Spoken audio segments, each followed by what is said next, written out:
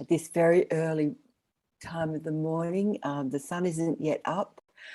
In fact, the leaves are turning from brown to green as we're going into almost into summertime, which is fantastic. Last Tuesday, we had what's called Melbourne Cup Day. It's an international horse racing day, which I'm not too keen on, but nevertheless, but it was the most glorious day. It was 30 degrees. Everybody flocked to the beach. It was amazing. And then 3 days later, we had one of the biggest hailstorms we've ever had. So, Melbourne's weather is very changeable. So it's been a week of extremes. Yeah. What about you, Damon? Well, over here it's also in the autumn and heading towards winter, I guess. It's starting to get pretty rainy around here in Portland, Oregon. I've been just busy teaching music at the university and doing my graphic novel online, and that's been it's been great. How about you, Ken? Well, here in Arizona, it is going into winter. So, of course, they celebrated it weather-wise with a heat wave. Now, the heat wave hasn't actually hit us yet, but we're supposed to have a historic drought and heat wave in the next couple of weeks. I have no idea what the hell's happening with the winter or the weather. Anyway, one of the things this week that was really great for me is that, we have the Margot Fonteyn Academy of Ballet has a location in Fukuoka, Japan. And this week there was a national holiday or a school holiday or something there. And so what that meant was I was able to actually teach our children on Zoom. The teachers there teach them, but it was just really lovely to get a chance to see their progress and all of that. But the most important news is that we ended up dog sitting a dog, and we have 2 kittens, and the one kitten met the dog last night, and that kitten is now afraid of everything. But so that's the really important news coming from Arizona by way of Fukuoka, Japan. But let's now look at something that is going to benefit everybody and wonderful for everybody. Let's take a look at the entertainment news of this week. Some very exciting things with some Global Sunday's prior guests. Take it away, Lungani. She rolling with me, now she know my whip. They rolling on me, now I'm a wrist. I got bangs, lights, relics. Ready, ready, ready, ready, ready, ready, ready. Ready or not, we coming hard, straight from the top. Ready or not, I got my bros straight from the top. Ready or not.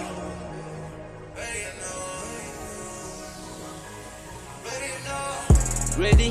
No, I got all my bands on, no. I'm just making all this money, yeah, I'm cashing up. All my niggas in the street tryna get it all. All my niggas by the go up, yeah, we get it all. This shit, hunters, no. Making money, oh no.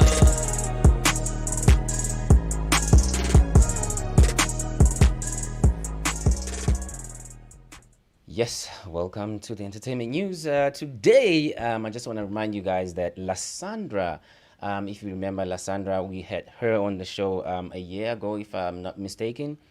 She is nominated for Grammy Awards. So please go vote for her. Make sure that, you support her. And then next, we have Topsile. I think we interviewed Topsile 2 months ago. She is a designer. And she is also nominated for some local awards in South Africa. Please go to our page so you can find out more about that. Sbonelo Zak, which is going to be our guest in December. He is also nominated for Gospel Awards. Please go vote for him. Raja Weird, if you remember Raja Weird, I think we also interviewed him like a year ago or so. He's a rapper. He is awesome. He's releasing a new project. If you want to find out more, go to his Instagram page, Raja Weird. Find out more. Tito Dandy, also one of our previous guests. He just recently released a new music video, and this one, I'm going to play the music video for you, but I'm not going to play the entire music video. If you want to see the entire music video, go to our YouTube channel, Diverse Global TV. You will see the music video. Yep, that's it for me today. But I am going to play you this video from Dandy Tito, Composure. Thank you so much. I'll see you later.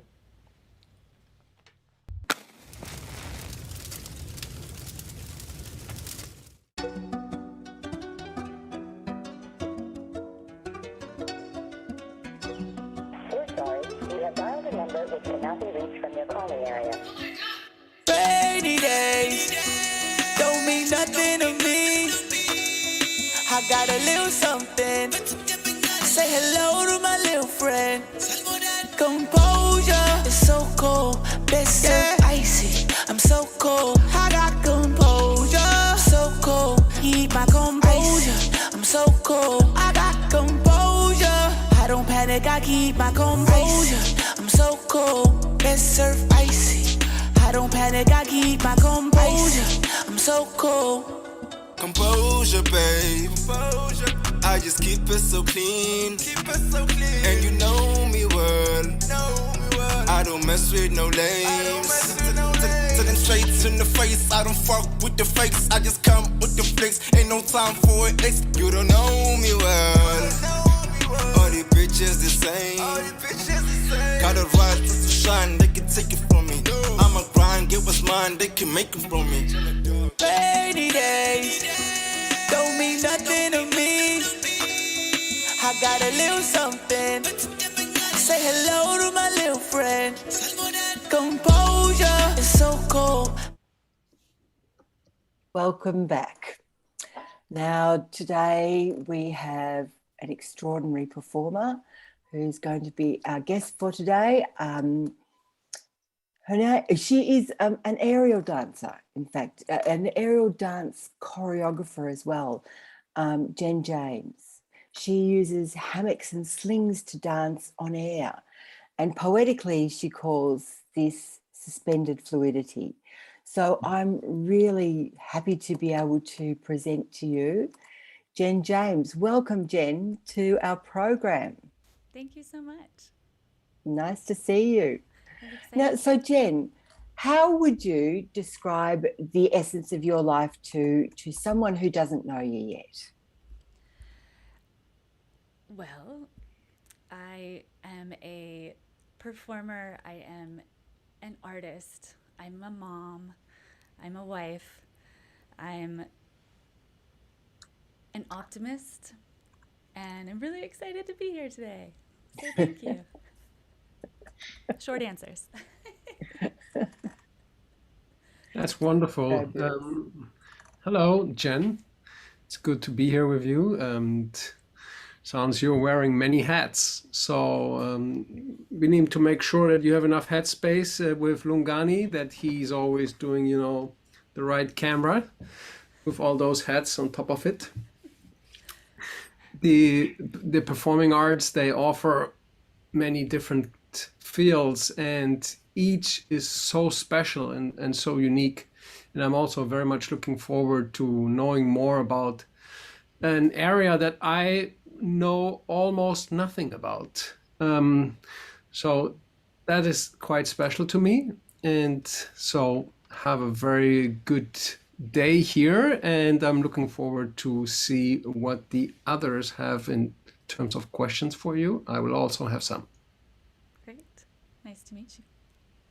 Thanks, Jen. It's great to have you on.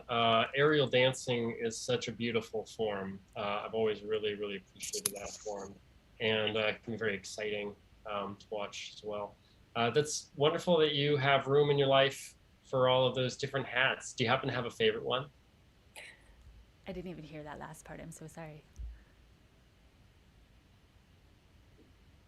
Between mom, aerial dancer, artist, all of those, which is your favorite? Oh gosh. I like being able to be me, which is the artist and the creator. But other things are very important, and there's so much love there too. Thank you. I'm welcome, Jen. I know Jen well. On top of all of those other things, Jen is a go-getter and just a tour de force. If you know every single thing that I have seen you, address yourself to or choose to do, you have done it absolutely full force. And I had a little brush with aerial work in Switzerland. We were doing a production of the opera The Bartered Bride, and there's some big wild musical scene, and they wanted the ballet of the opera to be a circus, and they had me cast as an aerialist. And in the first rehearsals, they decided to turn me into a muscle man lifting weights and keep me on the ground because it didn't quite work out right. Anyway, I have, just from that brief brush with it, I have absolute respect for you. And as you've seen, I've been at some of your performances live. I just sit there with my mouth hanging open going like, oh my God, it's incredible what you do. So I want to ask, where did you learn the aerial work and how did it start? Because, like nowadays, of course, kids will see Cirque du Soleil and there's a lot of even television commercials that include some aerial work, but how did it begin for you? Yeah, I wasn't exposed when I was younger. I was a dancer, or always loved to dance. I didn't have an idea that it would be a serious pursuit until I was in high school. Then that's all I wanted to do. And so after college, I moved to New York to dance and find my way around, and found that, I'm a fine dancer, but I'm not necessarily the one that everyone wants. And I was an artist, and making money is a thing, so you have to go get jobs everywhere. And I had all the jobs that you imagine for a performing artist, right? Bartending and waiting, and one of those was working for an entertainment company, and they produced huge, expensive, beautiful events, mostly for private clients and bar and bat mitzvahs.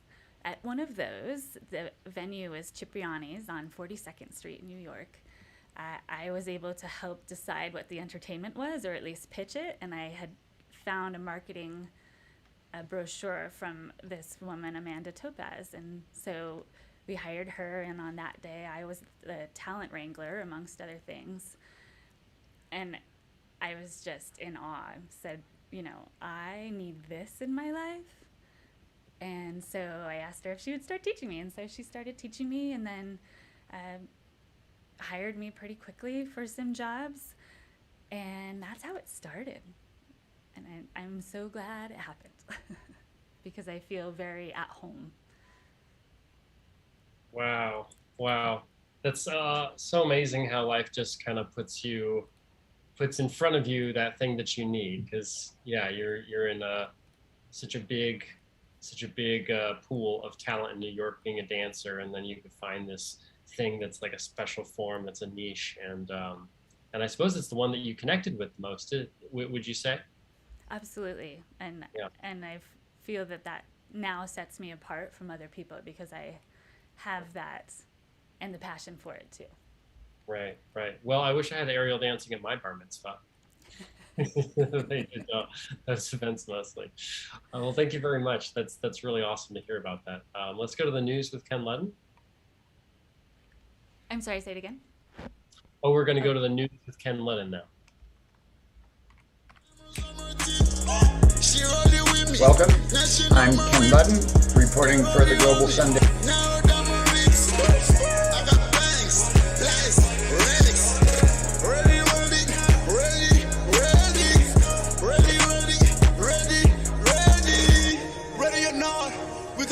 Straight from the top, ready or not, I got my bros straight from the top, ready or not,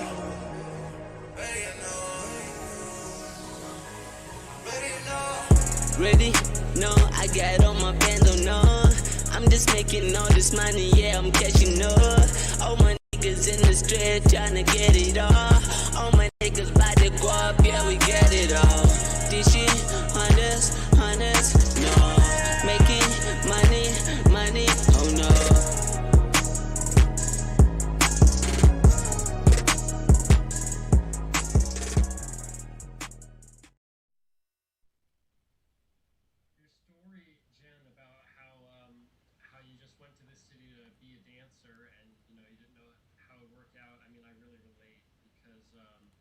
I moved to Portland, Oregon, just with the idea that I was going to do art in general and music specifically, but that's pretty not specific when you get there and you start trying it out and figuring out what to do. And I was, getting what little gigs I could here and there, just playing as a solo performer.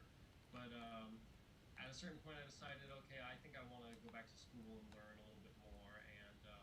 And then in school, I had a teacher who asked for us to write on a piece of paper something about ourselves that that she could remember us by, because she just has so many students. And so I wrote on a piece of paper that I went on a vision quest to Madagascar. And because I was the kind of weirdo who would do that, she really remembered me, and she asked me about that, and we developed a relationship because of that. We became friends, and then I became her one-on-one student in composition, and I became her teacher's assistant. And then my career basically just unfolded from friendship with her. She just started sending clients my way, and their references. Okay, and so I can really relate, just finding the thing that connects you to where you need to be for the career out of the blue. So anyway, we're going to go to the news now with Mr.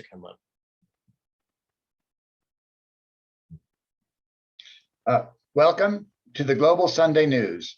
My name is Kenneth Ludden. Today is November 7th, 2021. Today in the world news, or this past week, everything seems to be highly political. Everything in the world. It's very interesting when you do the news and put together the news broadcast in a weekly way, how you see these patterns. But first, I want to start with one of the Global Sunday's guests and talk about what has happened with her this past week. We've done part one of Spongile Ngoma. She is an opera singer, and she is also an advocate for artists. So she was arrested this past week in another protest against just the unfair treatment of artists, the completely sort of graft and corruption soaked world of funding for the arts. But this arrest was different. During the arrest, the police pulled off her shirt in an effort to humiliate her. But with her composure and amazing command of presenting herself, she simply stood there. She said, "They pulled off my shirt. This is what I look like." And in doing that, she actually shamed the police for these horrid actions. Now, this is an unfolding situation, so we will have future updates on her progress in advocacy for the arts and for artists. But I just wanted you all to be aware of this kind of tactic that was going on, clearly politically motivated.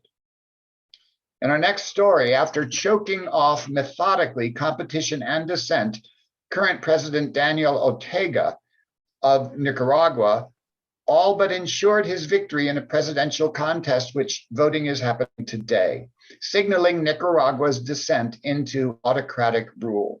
In his quest for a fourth consecutive term as the country's president, Mr. Ortega detained all credible challengers who planned to run against him, shut down opposition parties, banned large campaign events, and closed voting stations around the nation.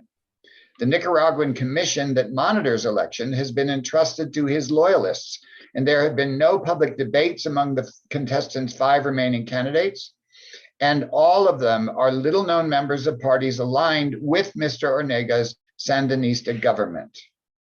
Mr. Ortega's path to near total control of Nicaragua has ushered in a new era of repression and terror in the country, marking a turn toward an open dictatorship model that could set an example for other leaders across Latin America.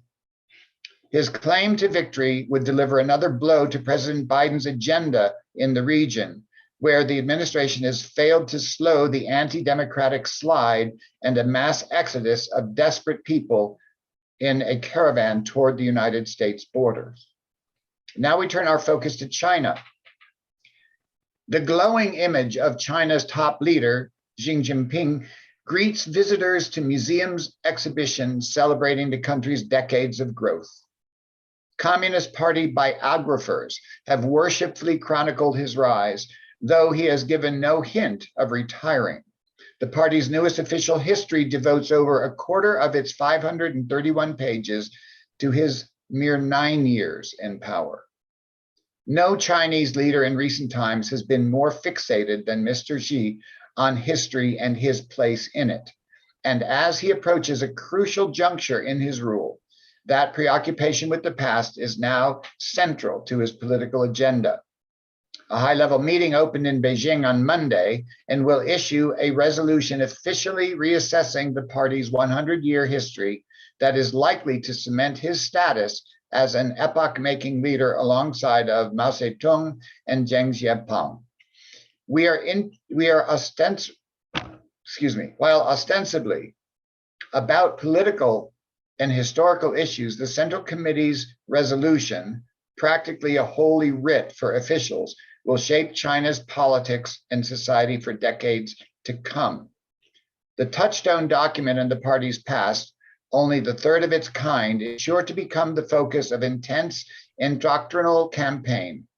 It will dictate how the authorities teach Chinese modern history in textbooks, films, television shows, and in classrooms. It will embolden censors and police officers applying sharp laws against any who mock or even question the communist cause and its so-called martyrs. Even in China, where the party's power is all but absolute, it will remind officials and citizens of Mr. Xi that Mr. Xi is defending their times and demanding their loyalty. In Sierra Leone, at least 98 people were killed when a tanker truck exploded on Friday night after a crash in the capital. Many of the victims were motorcycle riders and taxi drivers who had been trying to collect leaked fuel at the time of the blast in the Wellington area of the capital, Freetown, according to an official from the country's disaster management agency. A witness to the explosion's aftermath said it had also killed people nearby, outside buildings, and in vehicles. The death toll may rise, the official, Mohammed Lamranaba, said, because more people are taken to hospitals in critical condition, and he could not specify the number. The West African country's president, Julius Maada Bio, had said on Twitter that he is deeply disturbed by what had happened and promised government support for the families affected. Now we move in our final segment of world news to South Africa. The African National Congress, South Africa's once vaunted liberation movement, suffered its worst election showing since coming to power in 1994, according to the results of municipal elections released this past Thursday. Facing widespread anger over corruption and collapsing services, the party won less than 50% of the vote nationally on Monday, the first time in its history that it has failed to cross the threshold of 50%. Voters went to the polls on Monday to choose councillors and mayors to govern towns and cities, but they used the opportunity to vent their grievances over national issues, including record unemployment and anger over the handling of COVID. The result was a resounding rebuke for the ANC, and particularly in urban areas. Significantly low voter turnout was a further indication of how the ANC and of the main opposition parties, with voters choosing smaller, identity-driven parties. After municipal setbacks in 2016, ANC leaders promised to learn from our mistakes, and they staked their hopes this year on polling that found President Cyril Ramaphosa with a higher approval rating than that of his party. But however warmly South Africans may feel toward their president, they see a disconnect between his message of national renewal and the corruption that has sullied his party and crippled municipalities. They listen to him and they like him, but then they lower their eyes to the local leaders that are there. They see mediocrity.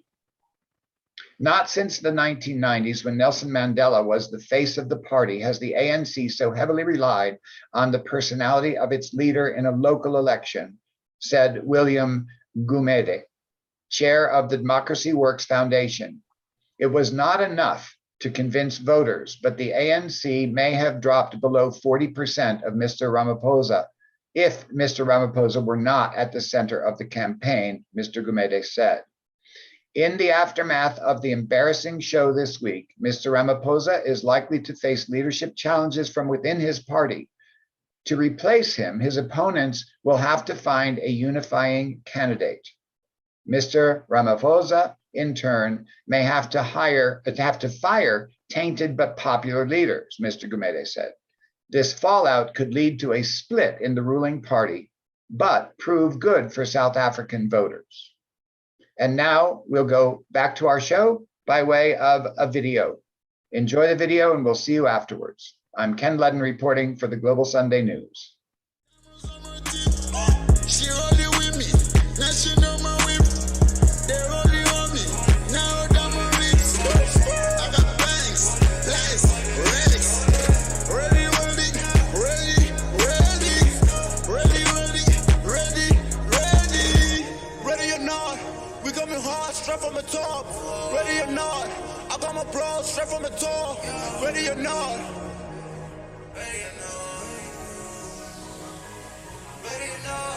Ready? No, I got on my bando, no. I'm just making all this money, yeah, I'm cashing up. All my niggas in the street tryna get it all. All my niggas by the guap, yeah, we get it all. This shit, hunters, no.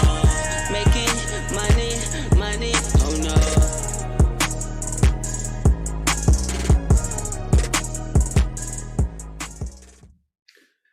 Welcome back, everybody, and thank you for the news, Ken. It's very interesting how in South Africa they think going below 50% is considered a huge loss, whereas in Germany, if you would get beyond 50, that would be the most incredible thing, like even touching somehow this threshold.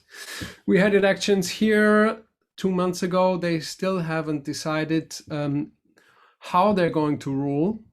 There are three parties that need to work together, and it's not the most ideal combination. And also the minister of my region here has decided to go to Berlin and pass on his seat to the next generation. So it's very interesting of what's happening here actually.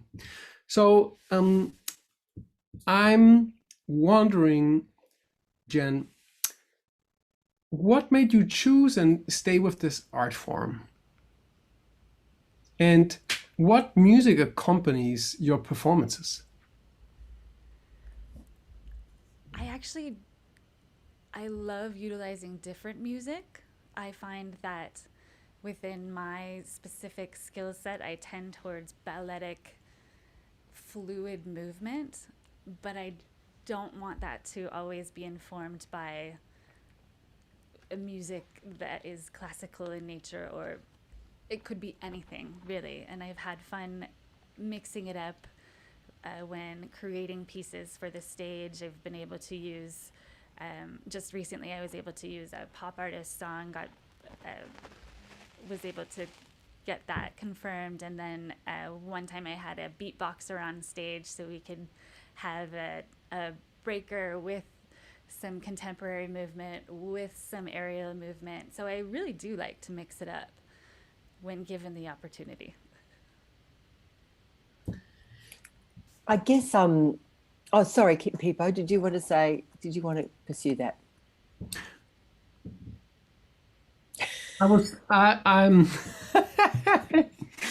that's the good part of the Global Sunday, that it's a conversation of different people. So go for it, Claire. I love that. Sorry, I thought I was interrupting a really big train of thought there.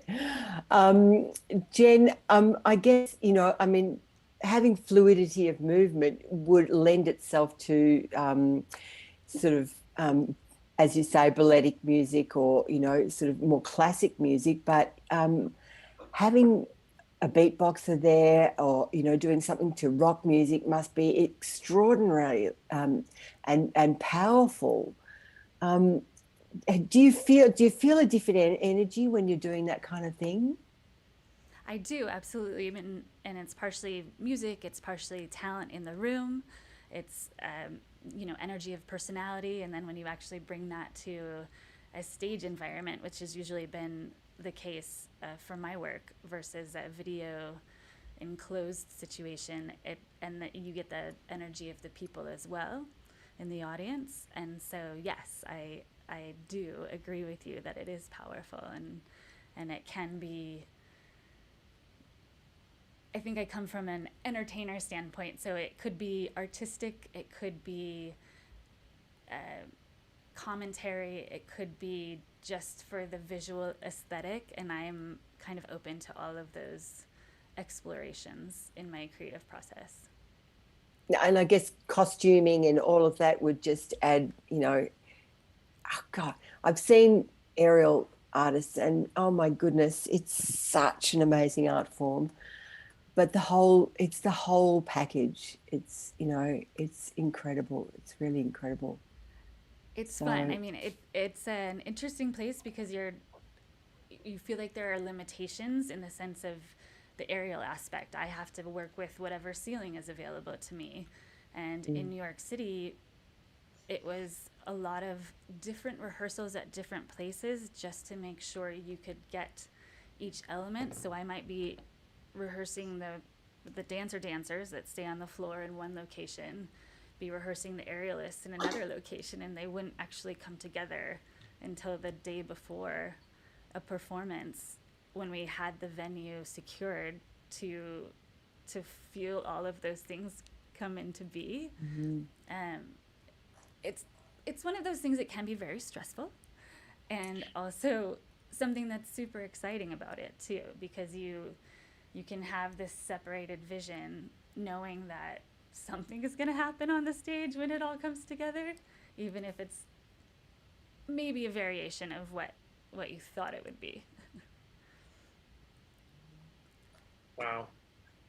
Would you say that you usually use instrumental music or just as often? I'm so sorry, I couldn't hear that. Oh, can you You hear me right now? repeat it? My connection is a little funny.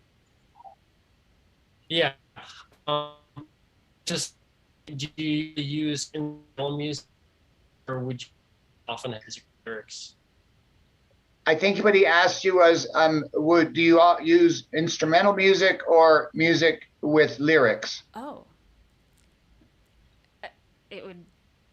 The music informs the project, so either.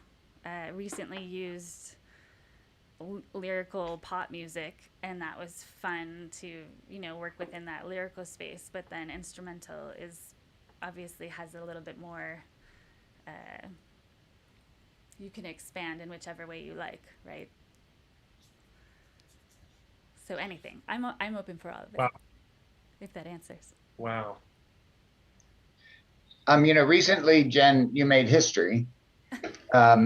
And here in Prescott, we have an annual event that's called Dancing for the Stars, instead of Dancing with the Stars, and it's modeled after the television show, but it's always pairs of dancers dancing together. One non-dancer, completely novice, and then somebody with dance experience. It's always just a wonderful, entertaining show, and you get to see the mayor and the real estate executive and all these people dancing, and it's and when it's good, it's great, and when it's really bad, it's even better. But anyway, you opened the show, and you were the first time in the history of that show, which has been, I think, a couple of decades, that they had a solo performer. And I felt very proud that I knew you. I thought, this is great, making history. In terms of those transition moments in your career, every single artist has so many movements of the career that happen. What is the most important one that happened in your career, other than, of course, the serendipity of how you got started? I mean, I do think that one was the one that made me feel like I found my place in my home. But that was just learning. So I was in New York City, and that's where I feel like most of the changes took place. I think it's hard to say. I loved working with another choreographer who primarily used pole for dance, and we created a company called Dance, where we combined aerial and pole and floor movement, and I felt like that was one of those moments where you're creating something different than anyone else has ever created. That's, at the time at least, we thought that was the case. There are people doing similar things, but those moments made me feel very confident in my skills and my ability to work with lots of different people in varying ranges of skill sets, and bringing those together. Recently it's changed because I moved to a small town in Arizona instead of big city New York, so that's its own new can of discovery, where it's more solo work, and I have big ideas, but obviously a pandemic happened. And spaces are limited, so it's kind of like a whole new ball game out here.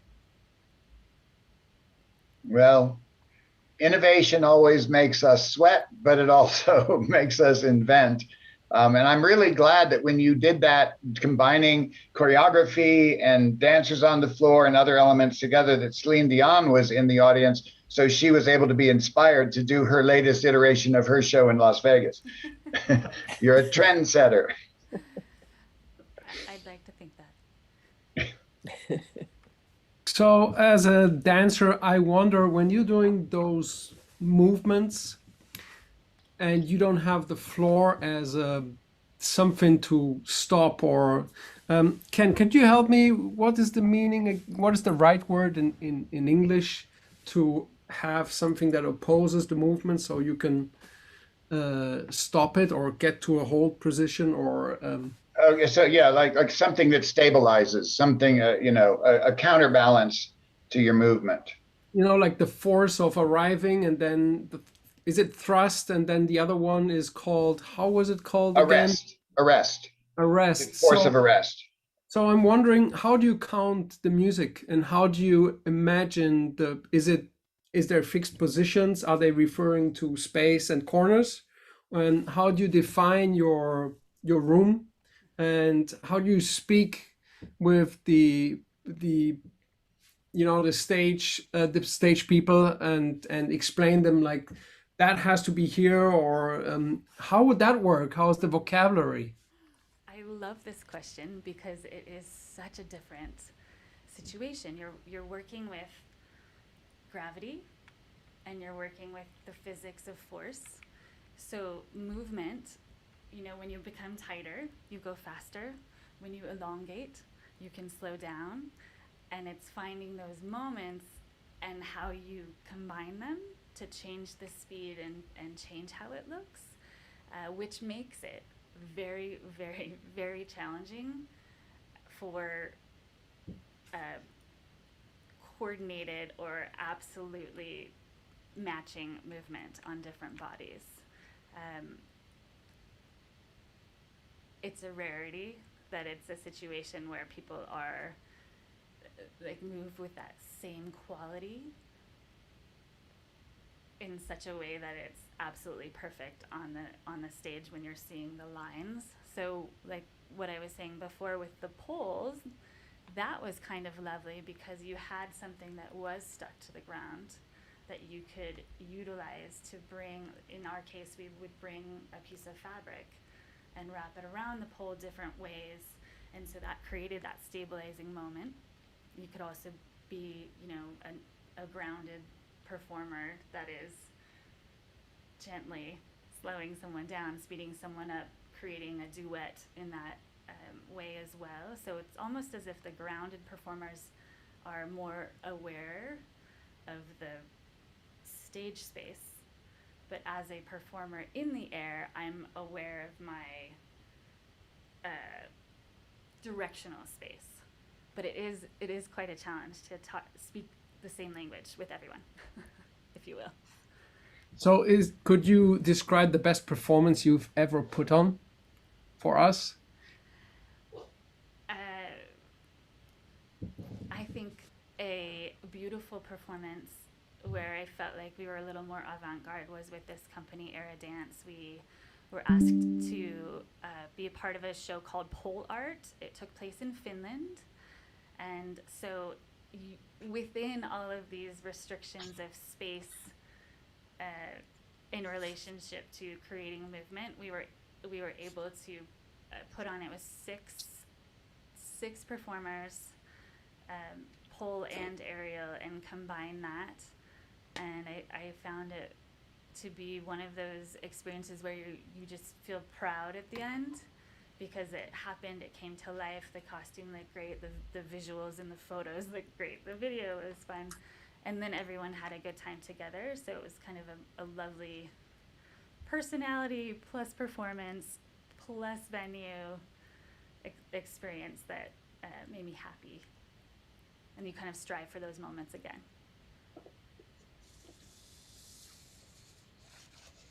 Wow. So what aspect of that would you say was the most avant-garde, and it was different from what you'd normally expect in the kind of show that you put on? Can someone tell me that louder? He asked what aspect of that particular performance would be considered avant-garde. Oh, well, I think at the time it was new in the presentation of combining aerial fabric with pole in a different way than Cirque du Soleil, for example. Like, they had different apparatus in different places, and it's staged in a way that it's combined, but this was physical combination of it with bodies and the apparatus itself. Wow, that must be so exciting to be part of a somewhat newer dance form, so that you have the opportunity to be making combinations and innovating things that haven't happened yet. That's really amazing. Very exciting. Well, I think, thank you. Yes. I believe we're meant to go news now, yes? Ken Ludden. Say it again. Oh. I'm Ken Ludden. I'm back with our COVID report. Our second segment is almost always dealing with the COVID pandemic. So in today's COVID update, the coronavirus pandemic has affected our lives, our economy, in nearly every corner of the globe. More than 3.93 billion people worldwide have received a dose of a COVID-19 vaccine, equal to about 51.2% of the world's population. However, there are stark gaps between richer and poorer nations. The United States has surpassed 750,000 known COVID deaths, making this coronavirus pandemic the worst in American history. And globally, so far, about a week and a half ago, the global death toll was above 5 million. Across the United States, Monday, airports expected to be filled with people reuniting with significant others, parents, and friends from the 33 countries that have been prohibited from traveling directly to the United States for more than a year and a half. Lisa Greve, 23, of Erlangen, Germany, is among the travelers who brought the first flight that would get them to their loved one's side as soon as the White House announced the travel would open on November 8th, tomorrow, to fully vaccinated visitors from previously banned countries. She has not seen her boyfriend in over 600 days. Under the new rules, fully vaccinated travelers will be allowed to enter the United States if they can show proof of vaccination and a negative coronavirus test taken 72 hours before departure. Unvaccinated Americans and children under the age of 18 are exempt from the requirement, but must take a coronavirus test within 24 hours of travel. And of course, this in the United States and in many countries, it's very difficult because of the amount of time that the results come in. It's often very difficult to meet that 24-hour deadline. In Britain, the health secretary is urging eligible residents to get booster shots of the coronavirus vaccine, aiming to reduce pressure on the country's health system as winter approaches. Britain is currently experiencing another surge in new cases due to the Delta Plus variant of the coronavirus. 10 million Britons, largely those over the age of 50, have received booster shots since the government began offering them, and millions more will be invited in the coming weeks to book appointments. Officials hope that the extra doses will boost protection against the virus. Some research suggests that immunity against infection in certain populations, particularly the elderly and those with underlying medical conditions, may begin to wane 6 months after full vaccination. Saeed Javed said, he's the health secretary in Britain, said, if we all come together and play our part, we can get through this challenging winter and avoid a return to restrictions and enjoy Christmas. Now, on a different aspect of this coronavirus, 2 spotted hyenas at the Denver Zoo have tested positive for the coronavirus, becoming the first known cases in the world among hyenas, zoo and veterinary services officials announced on Friday. The adult hyenas, 22-year-old Ngozi and 23-year-old Kibo, have so far exhibited mild symptoms of COVID, including a little bit of coughing and sneezing and nasal discharge and lethargy, but they are believed to be in good shape and improving, Dr. Jake Kubei, a spokesman for the Denver Zoo, said on Saturday. The hyenas are the latest in a number of infections confirmed among animals at the Denver Zoo, with positive test results returned for 11 lions and 2 tigers, which Mr. Kubei said have either fully recovered or on their way to recovery. Samples were collected from a variety of species at the zoo, said the announcement from the National Veterinary Services Laboratories, which is part of the U.S. Department of Agriculture. The samples were tested by the Colorado State University Veterinary Diagnostic Laboratory. In the United States, a federal appeals panel on yesterday, temporarily blocked a new coronavirus vaccine mandate for large businesses in a sign that the Biden administration may face an uphill battle in its biggest effort yet to combat the virus among Americans' workforce. The stay, the legal halting of the new rule, issued by the 3-panel judge from the U.S. Court of Appeals for the Fifth Circuit in Louisiana, doesn't have an immediate impact. The first major deadline in the new rule is December 5th, when companies with at least 100 employees must require unvaccinated employees to wear masks indoors. Businesses have until January 4th to mandate COVID vaccinations or start weekly testing of their workers. But Saturday's move provided momentum for a wide coalition of opponents of the rule who have argued that it is unconstitutional. A group of businesses, religious groups, advocacy organizations, and several states, including Louisiana and Texas, had filed a petition on Friday with the court arguing that the administration had overstepped its authority. Ironically, some of the loudest and most vigorous opposition to this rule is coming from Fox News. Fox News, long before any of the other major corporations, had a stricter policy in place among Fox News. And so it is very interesting that they are leading the charge against this when they, as a corporation, were the first in the United States to actually impose this type of restriction, and yet theirs was even stricter. That's all for the coronavirus update. And now we're going to show an outbreak, a short video called Outbreak, and then we will return to our very special guest, Jen James. We'll see you on the other side of the video. She rolling with me, now she know my whip. They rolling on me, now I'm a wrist. I got bangs, lights, relics,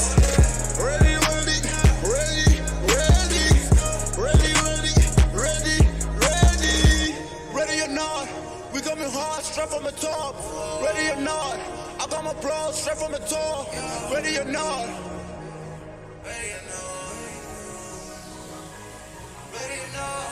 Ready? No, I got all my bands on, no. I'm just making all this money, yeah, I'm cashing up. All my niggas in the street tryna get it off. All my niggas by the guap, yeah, we get it off. This shit, hunters, no. Making money. Welcome back to the Global Sunday. It's great to have you all here. And it's great to have our beautiful guest, Jen James, with us, who is an aerial dancer, which is an extraordinary thing to be, I think. So Jen, as an actor, I often forget my lines on stage. And you have to scramble in your head. You're sort of, in your character, and you're in your head trying to sort of work out, okay, where am I? And then just come to some sort of point of release where you can just allow the script to come back to you, and the given circumstances and all of that. And I've heard that dancers are a bit the same, that they are a bit dyslexic, and forget their dance steps. Now, obviously, you're not dancing on the ground, but there must be some sort of mechanism where all of a sudden you've forgotten what you're doing, or you miss a step, so to speak. Has that ever happened to you, and how has it panned out? If it hadn't happened to me, I feel like I wouldn't be a performer. That's right, yes. But, ways to work through it. I'd say in a solo aspect, it has absolutely happened where I turned a direction that I should not have turned in a skill.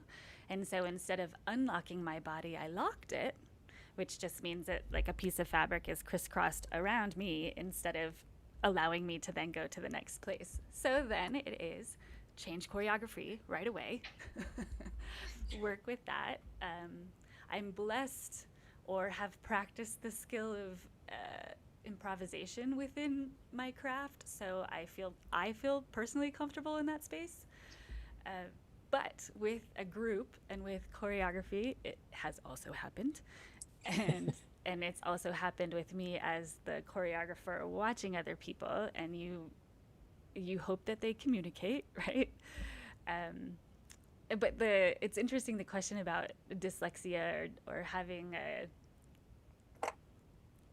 sometimes forgetting where you're going. And in the aerial sense, it's very applicable in just teaching. And actually, I guess more in teaching than in performance, because by the time you're performing, you're hopefully just doing it over and over and it becomes rote memory.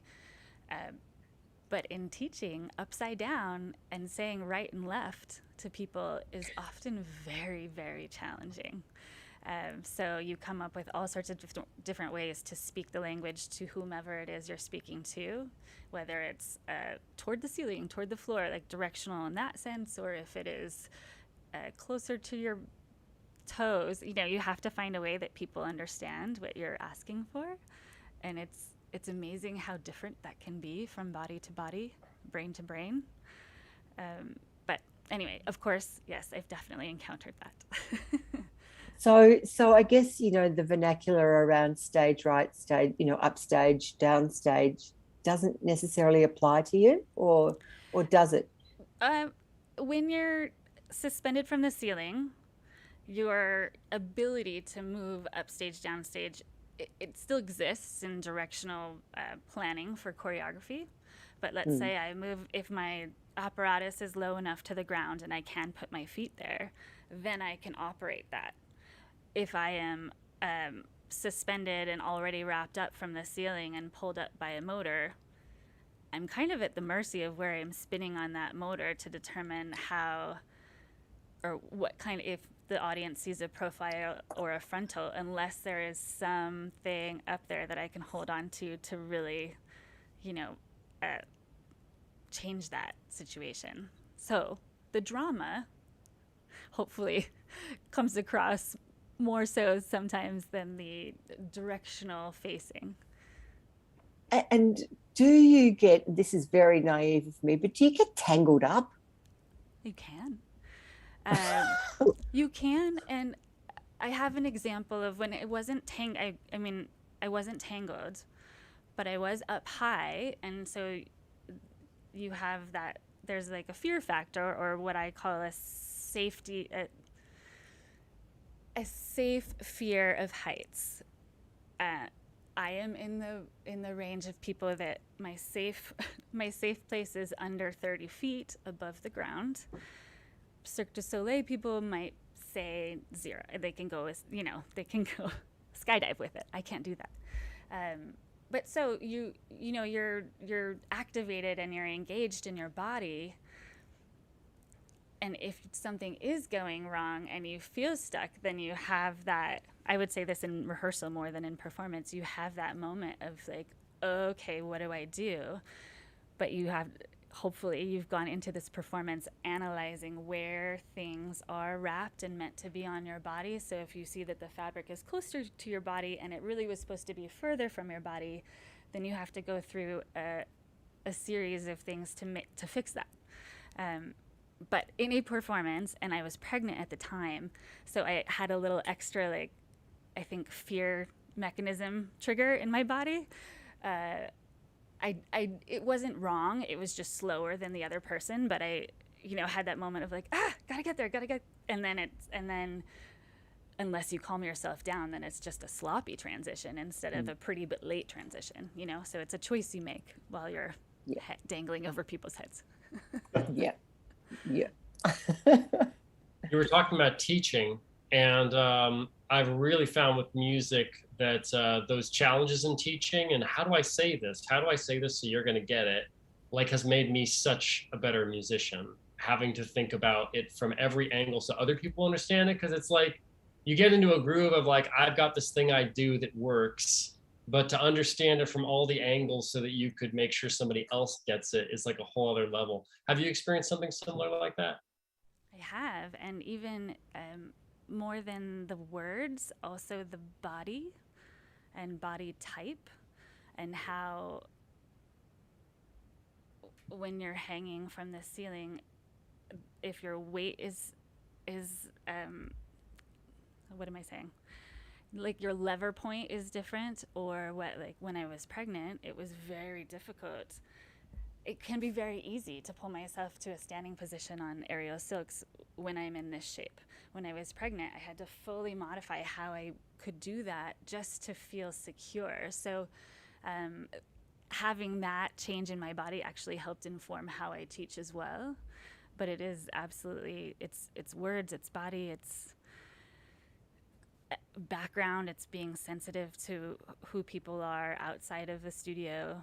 And I think, everyone tries to be as aware as you can about other people and work within their range of confidence and level and make it happen so that they succeed or feel like they succeed by the end of whatever session it is. And I strive for that. That's a great question, Damon. One time I was having lunch with a bunch of famous ballerinas, which is never a good position for a male dancer to be in. And I had danced with all of them. But one of them we were sitting there, and I had an injury, and it was clear that my performing career was over. And Carmen Mate turned to me and she said, "Now, Ken, don't worry. All of us have found that the best dancing we've ever done is when we're teaching and demonstrating to students rather than anything we ever did on stage." And so it's true, when you're teaching, there really is this other orientation. But in terms of the becoming disoriented and dyslexia and things, Jen, I tried to do a little bit of a search on Google, but I've never found anything I searched for on the internet. I was particularly looking up Simone Biles, the American gymnast who in the Olympics had to drop out of competition because she had a and there was a name for it, and I was looking for that name. Do you know what that is? The twisties is what she said. The twisties. Do you get that as an aerialist? Is that something that happens in aerial work when you're connected to things, or only when you're flying through the air, twisting around without any connection? I can't speak for other people. It hasn't happened to me. I've had variations of my body being willing to spin at fast speeds. That has changed over time.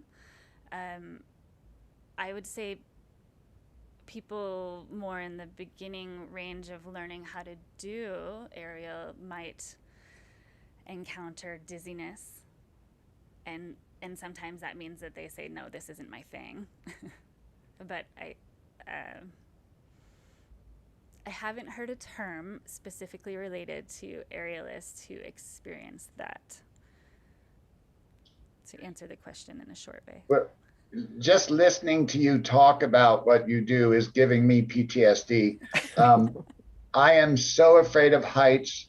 One time I was diving off of a low diving board into a swimming pool, and I got to the top of the arc and looked down and fainted, and I hit the water just like, because I was completely passed out. I fainted from being up high. So but that's why you do it in a hammock low to the ground, so you just feel like you're doing an arabesque. You just have a little extra prop assistant partner. So when the ballerina is without her male partner, she can do something else.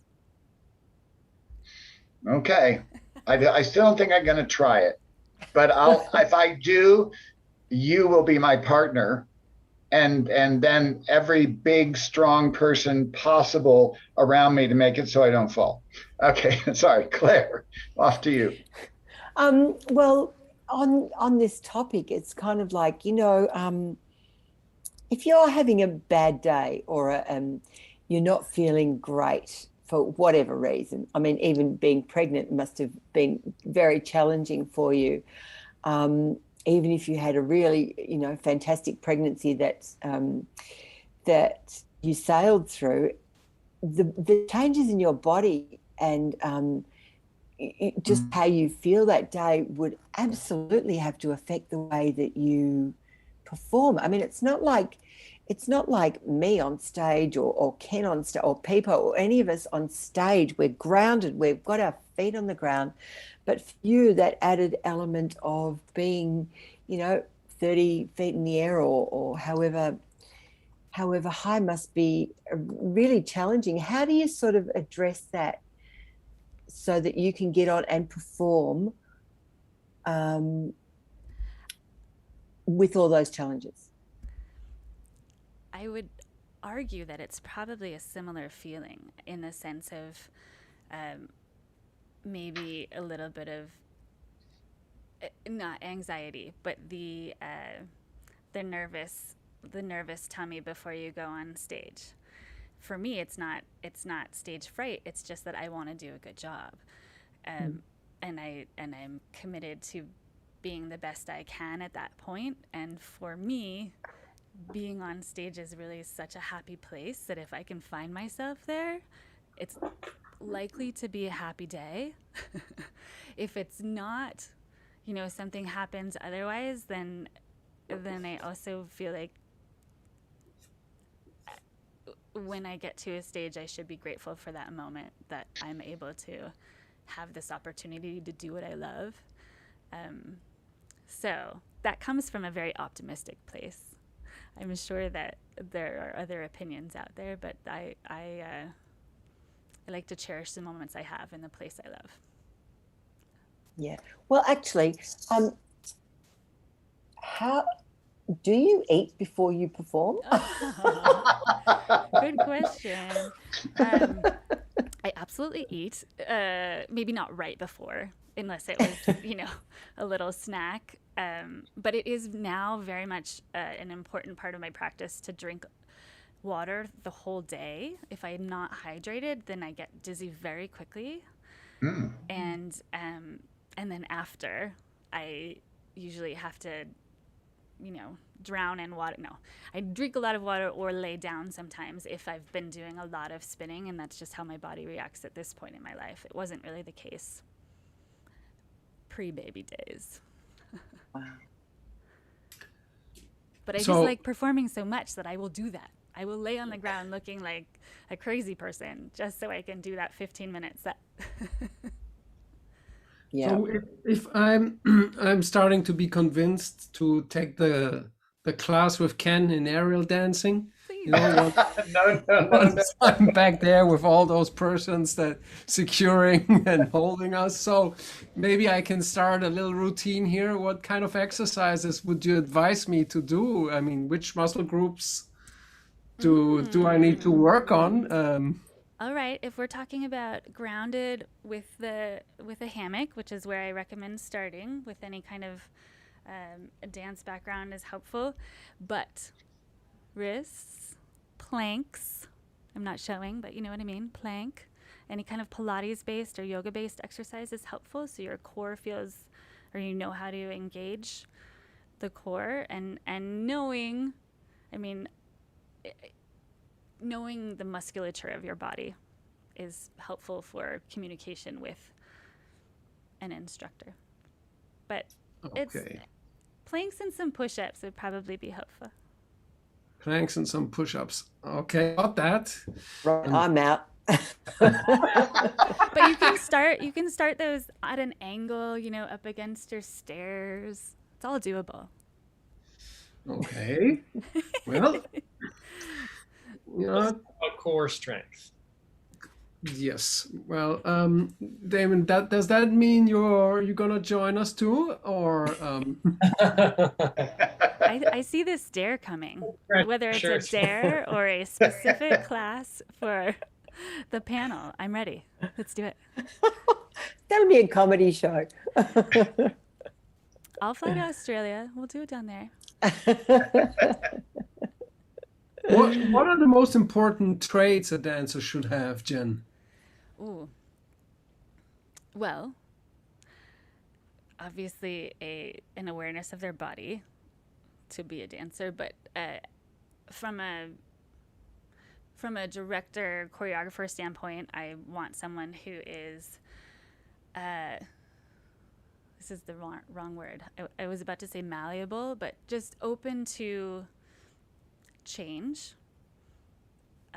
Someone who takes direction. And, you know, I tend toward just nice personality, respectful. And those are my happy places. I like pointed feet too. Those sound like a lot of qualities that just would be you'd want in whoever you're working with. Yes. Yeah. So that last one. But Is there anything that's like specific for just on that same topic, anything for aerial dancers specifically that like is demanding in a way that other dancing isn't as much? well, there's the strength and there's the strength issue that's different. So if I were to go into a ballet studio and speak to the ballerinas and say, hey, just come do this, they probably would get to, you know, a beautiful place on the floor, but then much more than that needs some conditioning. And so really it would be desire to do it, because if it's not worth the time and effort needed to, you know, have the awareness of the muscles that you need to use if you wanted to take it higher and really build off of that. But I've started from places, you know, with Broadway dancers, you know, it's what you make of the situation. So if I were to hire someone for an event where it's a ceiling that's 30 feet tall, I'm going to my experienced aerialists that were dancers before. And if I'm doing something low that needs a little sass appeal, then that is much more open to a wide range of dancers. Cool. Thank you. That's really interesting. just two things. I remember when we were doing the Acronite performance, in between your sets and after, and just for you out there around the world who are watching this, Jen was on, it was a pole with a big ring at the top, and she was in the ring and going all around the ring. And you mentioned about the bruises, because you've got a steel rod that you're sideways on and upside down, and that has got to, I mean, I guess I know, dancing and ballet, I've strained muscles and broken bones and had to keep on dancing, but a bruise is really, that's got to just be so distracting. There are different things that you will deal with as an aerialist. If you are working with a soft apparatus like silks or hammock, then you'll feel the squish. So you feel like if it's not placed correctly, or if it's not placed correctly, then you will feel like your insides are about to pop out. If I'm just not for your first time. This is when you're really going for it. So you're still coming to that first class. Anyway, if it's a metal apparatus, the likelihood is to bruise. So anyone that uses that's a lira or a lollipop lira is what he was talking about. A pole. There are plenty of apparatus that are metal, and so it's the pressure of your body up against this metal thing that's usually like this big. And yes, the bruises exist, and you get used to them or you hate them. And there are some people that only work on the soft apparatus, and there are some people that only work on the hard apparatus, and you kind of, it's like dancing on point. You put up with it for the beauty of it, right? So your body starts to bruise or callus or wherever the pressure is placed. You do have to accommodate some discomfort for a little while. I cannot imagine. Okay, so what we're going to do now is we're going to take a break. We're going to go to Lungani, and we're going to check in with our viewers around the world. I'm so glad you're all tuned in, and also some of the comments and all of that. So Lungani, what's going on online on the web?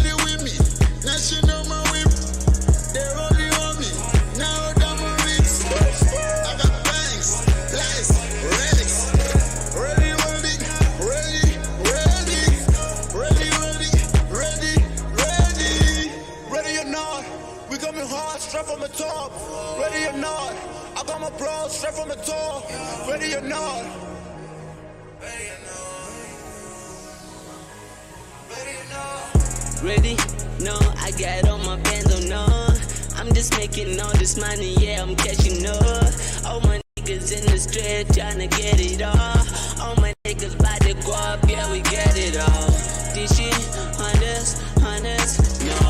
Making money, oh no.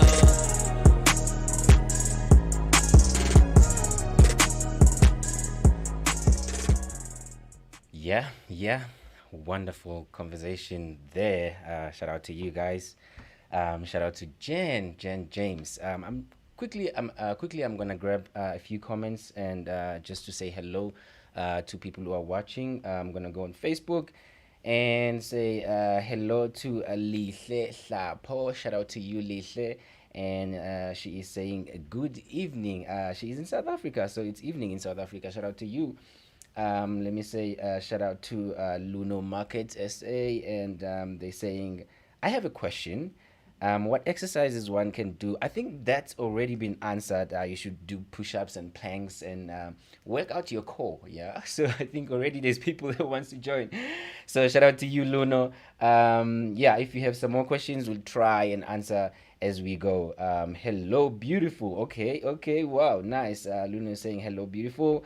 Mamia, now it's perfect. Mamia is saying hello to you. Shout out to you. Bongiwe is saying she remember Lysandra. Yeah, please vote for her. We are going to continue sending you guys shout out. If you're on YouTube, also you can send a comment below. We'll make sure that we send you a shout out. Thank you so much, guys, for tuning in. Thank you for staying with us. I'm just gonna play this video from Jen. Okay, so I know you guys been waiting. You've been hearing these amazing talks and explanations and expressions, but now the moment of truth where I show you the actual video performance of Jen James. I hope you're ready for this one. From me, Lungani Gwala, I'm saying shout out to you and thank you so much. I'll check you later. Stay tuned because we are going to be talking some more with our beautiful panelist and our lovely guest. So enjoy this video from Jen, and I'll see you on the other side. God bless.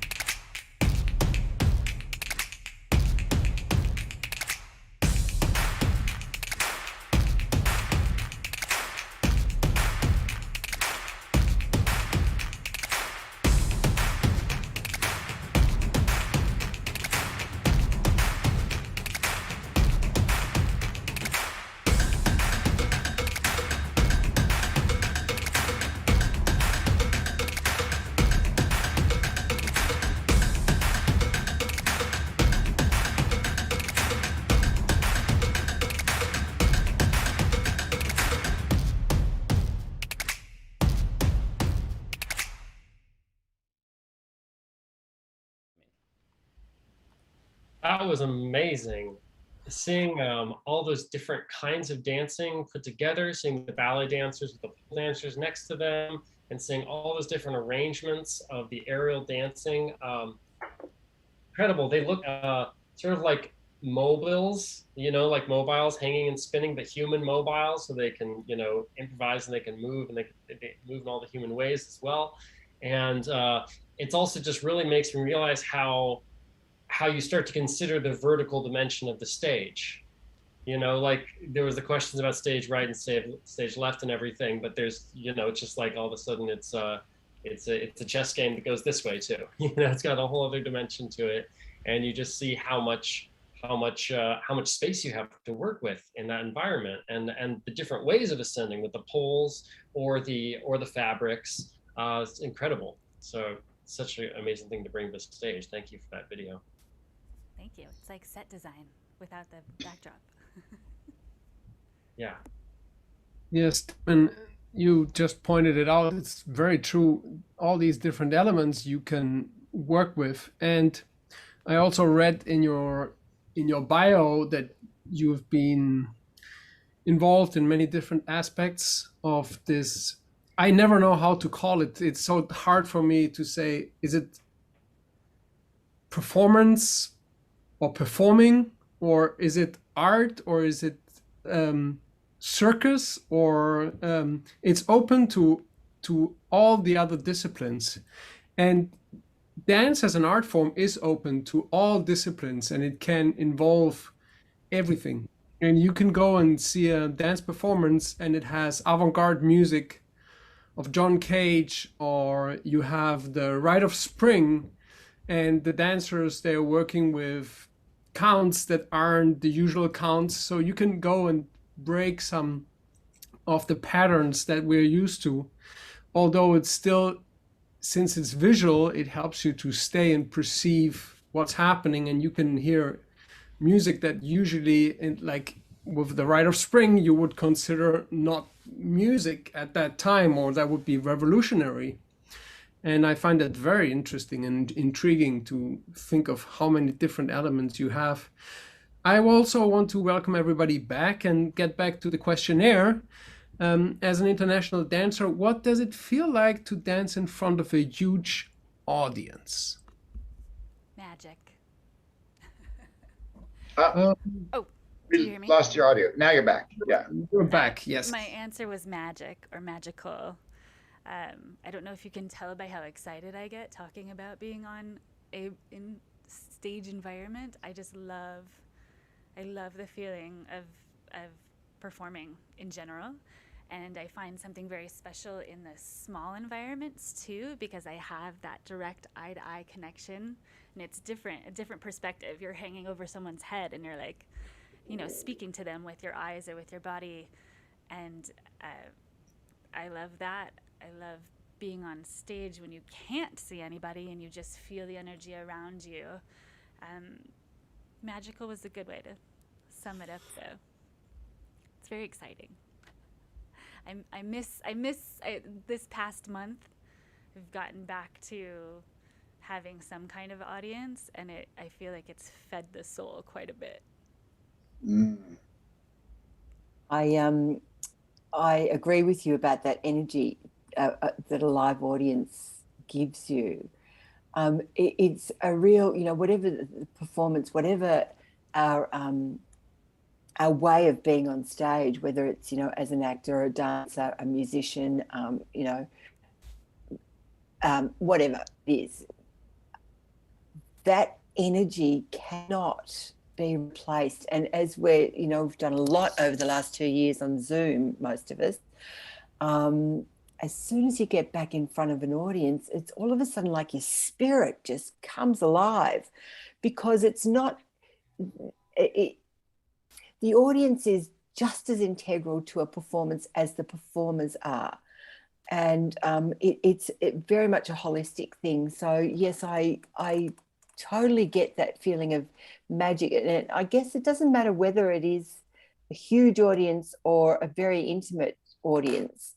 The same thing applies. You just respect, the energy flow between both what you're doing and what the audience is doing, and in giving back.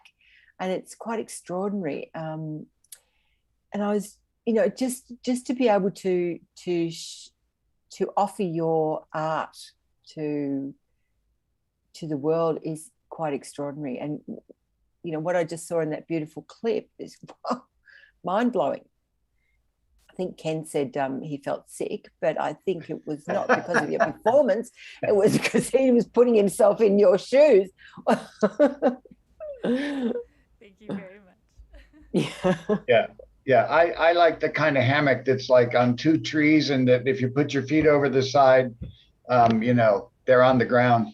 While we were watching that amazing video, we were talking, when the videos are on, for those of you in the audience, we can talk to each other, we've talked a lot about language, of like just spatial relation to things and all that. And you mentioned a word, I got a D in geography, so I didn't know what you meant, but you said something about a dodecahedron. I think that's a river somewhere, but I'm not sure what that was. It was the shape of an apparatus. It's one of my favorites. It's considered like a sacred geometric shape. But a friend of mine who owns an entertainment company, she built, or she had built a dodecahedron. So it's basically like, a hanging ornament. That's what I like to do. I'm a hanging ornament, but in the shape of a dodecahedron. So fun because you get to find new pathways and shapes that aren't on the apparatus that you could teach someone at a local studio. So it's just a place to be creative. That's incredible. There is a tremendous tribute to aerial artistry. I don't know how much you're aware, but in pre-Second World War Germany and Europe, aerialists and the circus were absolutely the biggest stars.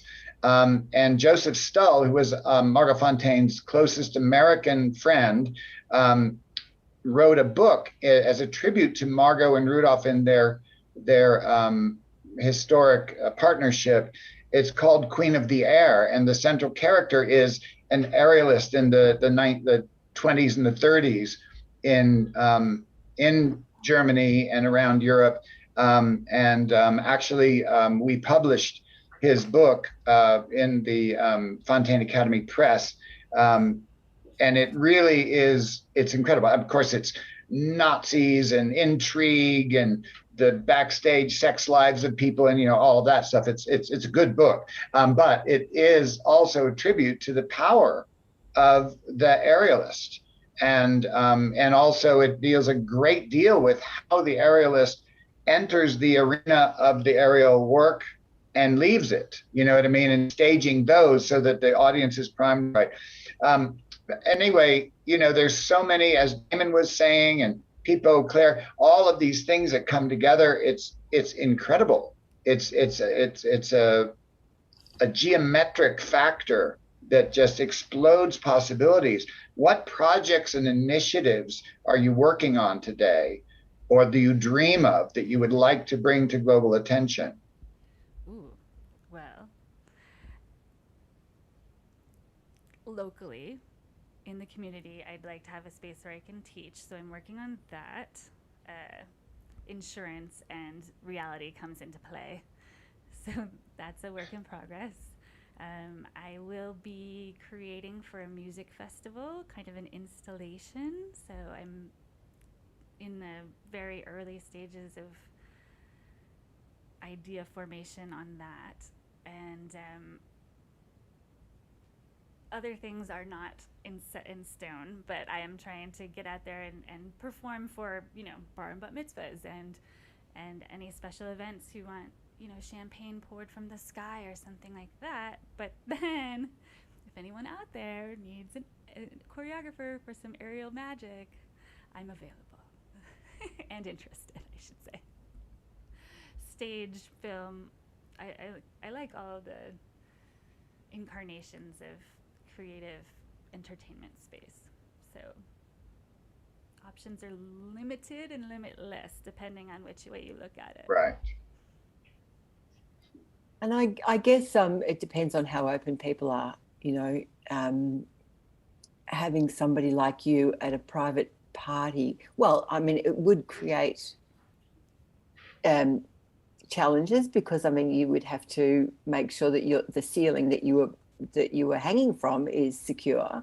I don't think you could come into a lot of private homes and do that because the ceiling would fall through. But, it's amazing the places that you can find yourself in performing. And good on you. Good on you. Just keep on going with that. That's fantastic. So, we've slightly touched on the pandemic and how that has affected most of us. It's been a time of a lot of self-reflection in a lot of ways, and how to, I guess, for a lot of us, how to take our careers, our businesses, our passion, and take it into another dimension. Yours is a very physical dimension, to be an aerialist. So, what's kind of helped you in the last 2 years? You did mention you have a child. So I guess that's been a big part of being at home with somebody, which is pretty special. But what's helped you as an artist in these last 2 years over the course of the pandemic? Good question. Well, I had just moved to Arizona. Oh, we can't hear you, Jen. Oh, can you hear me now? Hello? Can you hear me? Yes? No, nothing yet. Nothing yet. Sign language? Now you are. There we go. Now you're there. Okay. Dancing the answer. Thank you. So I had just moved to Arizona from New York in 2019. So there were a lot of changes taking place. And thankfully, I had ordered an outdoor aerial rig. So like a standalone situation that's 23 feet tall that fits in the front yard. So I was able to continue practicing my craft when a lot of people had nothing. So I feel very lucky that I had that. So would your neighbours. I don't have many Surely. neighbors. Oh, you don't have any neighbours. It's no neighbors, just some animals. Oh, okay. I'm sure they were appreciative. People from the highway can see it, but you know, that's my audience right now.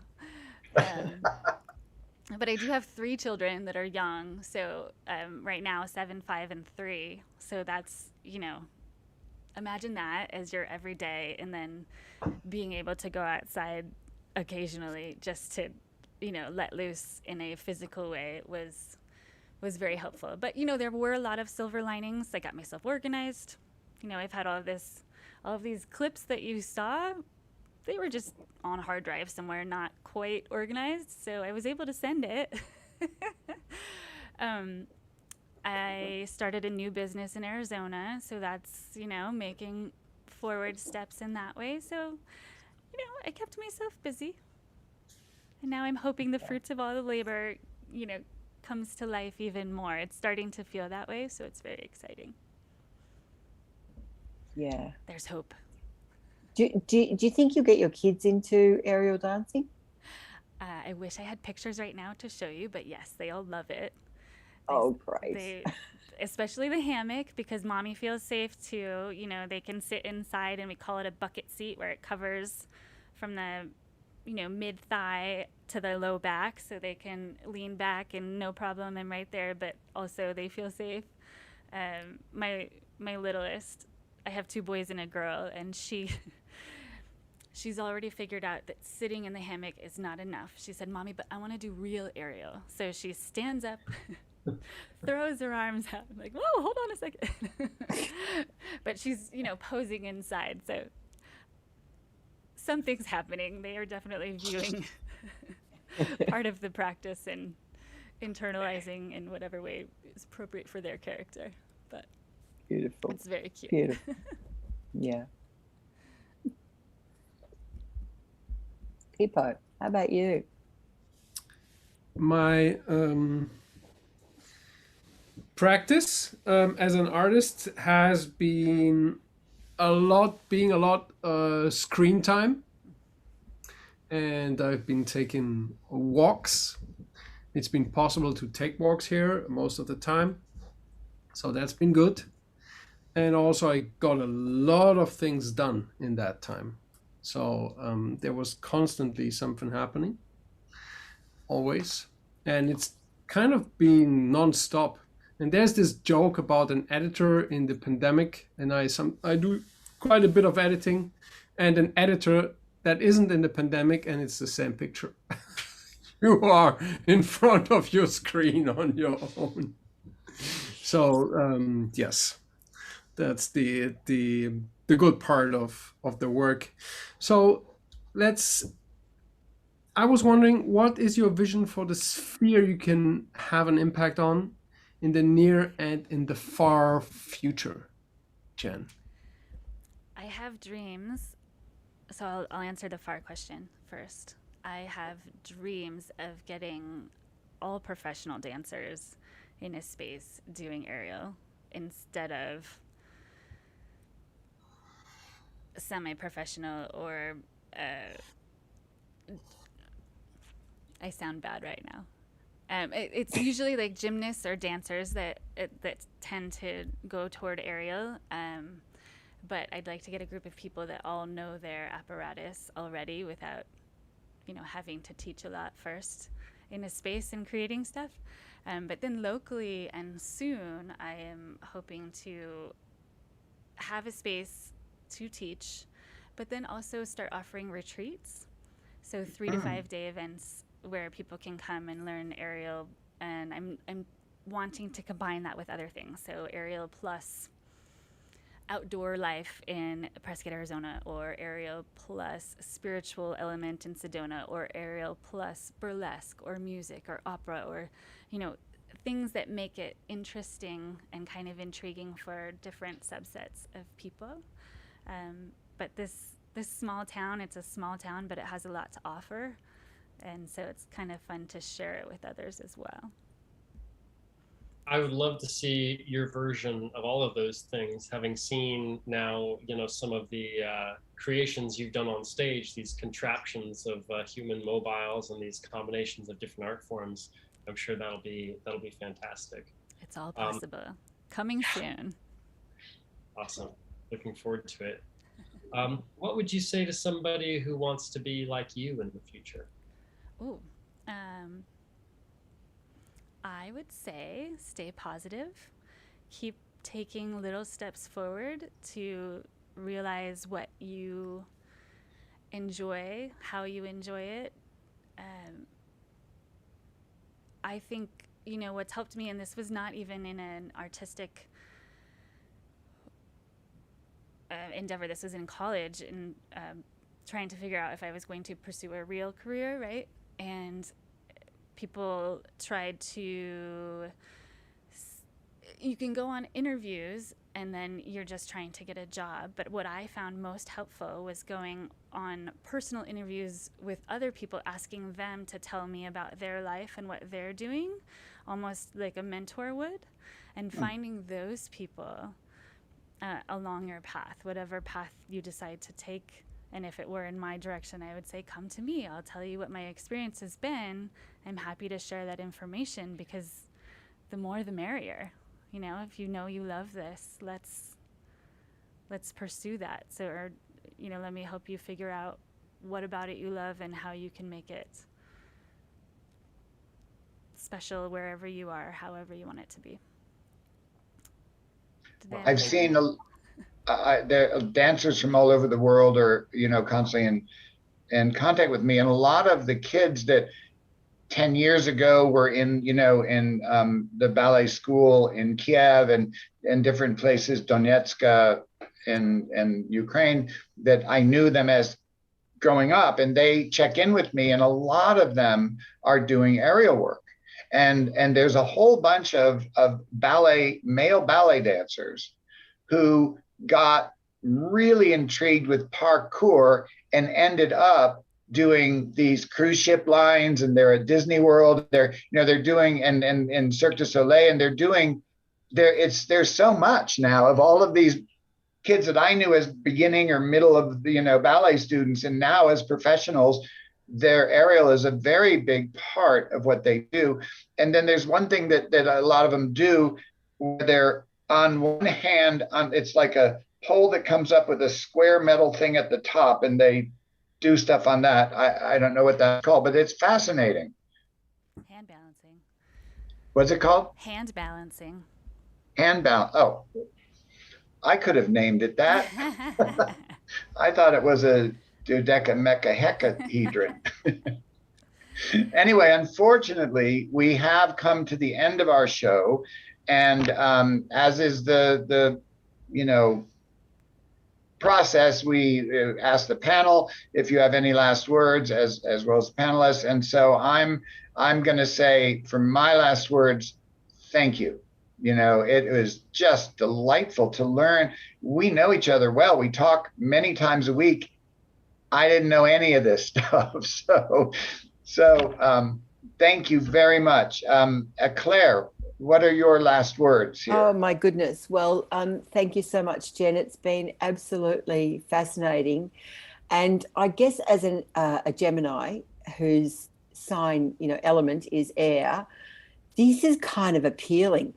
And whilst you were talking, I thought, oh, maybe I should look into this. But I don't think my body would get off the ground. So I'm just going to leave it in my mind, flying high. And thank you so much for this beautiful, beautiful conversation and enlightening us all on your art form, which is extraordinary. Thank you. I'm glad. Hippo.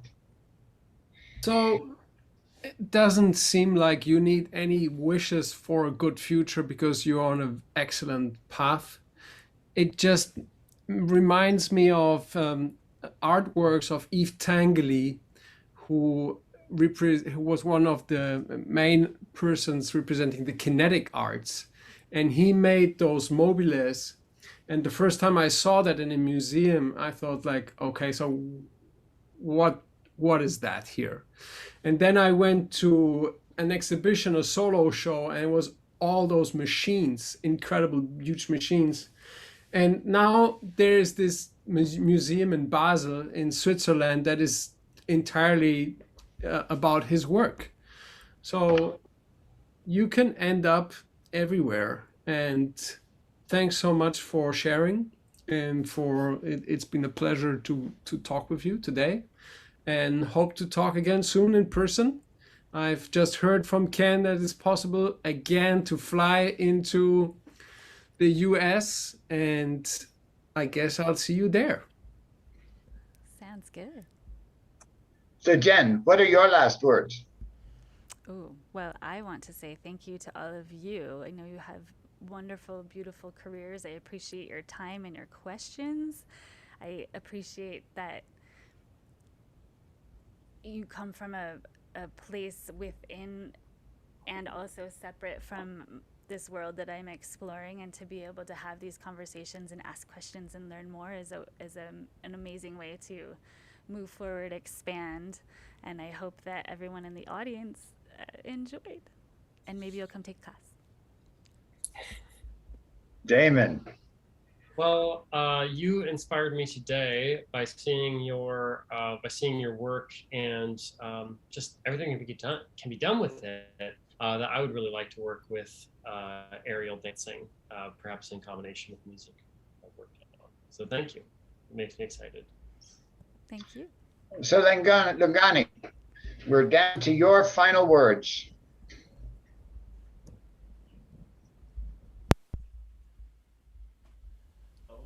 Okay, I've been quiet for too long. I mean, I can't even talk. Yeah, I would like to say thank you so much, Jen, for making time. I know Lungani, your audio is very low. my audio is very low. Yeah. Okay. It sounds like your mic is not on. Now it's fine. Thank you so much. Yeah, I was saying thank you so much to Jen. Thank you so much to all of you guys for making time, to be part of the show. And what a lovely, lovely, beautiful talk that you guys had. I'm sure a lot of people are inspired, especially women. I really like it when we hear a lot from women. It inspires me. Well done to all of you. Thank you so much, Mr. Laden. Thank you so much, Claire.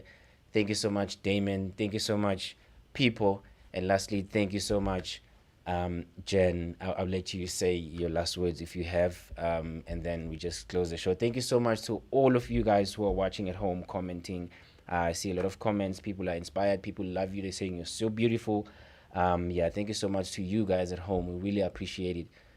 Yeah, Jen, if you have something to say, you might as well say it now, or otherwise, Lungani ko alawati kulumina po panwache sa hamajan Lungani ko lalo aka yung panaka chocolate kid. This is the Global Sunday. I'll see you next week, same time, same place. Jen, say something before we close the show. Say bye bye to everybody. Thank you so much for coming. I really appreciate your time, and I hope to fly over your head sometime soon. Actually, where can people find you or watch your videos? Oh, find me. Website suspendedfluidity.com. YouTube with /suspended fluidity, and then also jen-james.com for some other work as well. Beautiful.